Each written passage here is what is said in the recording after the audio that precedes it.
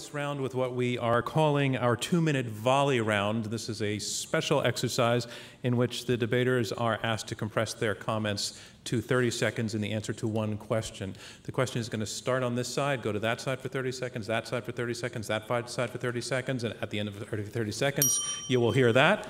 And the question is to go back to the one that we left aside before, which was the issue of which system ultimately will result or is resulting in the greatest amount of justice done.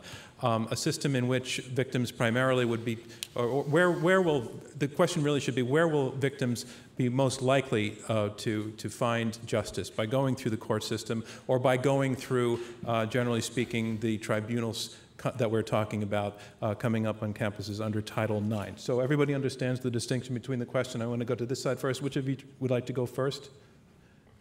Stephen? Well, okay, your 30 seconds starts now. I'll start. I think there's absolutely no question that you'd get more justice and better results if victims have options and if society itself has a mix of remedies and a mix of ways to responding more moderately or more severely, depending on all the circumstances. And it doesn't serve anybody's interest to have an either-or situation where either nothing happens or a ton of bricks comes down on somebody's head.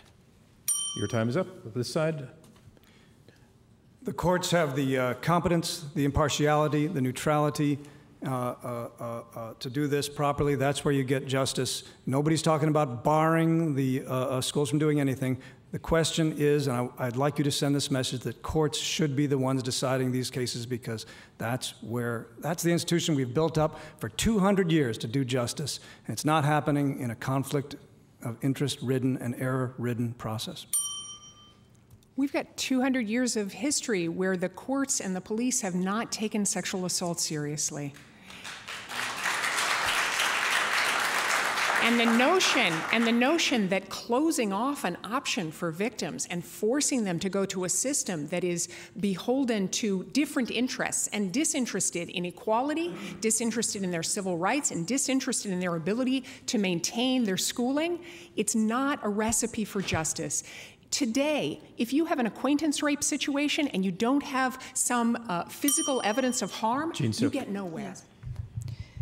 I think that it is clear that the idea that schools are more interested in justice for victims, that they're more interested in their well-being, that they're more interested in the correct outcomes, that is absurd. Schools are entrenched in conflicts of interests, in all kinds of problems, in different loyalties to different entities, their alumni to their current students, different political forces, and our court system, hey, it's really flawed, we know that, but that is what it's designed to do, to try to sort these out.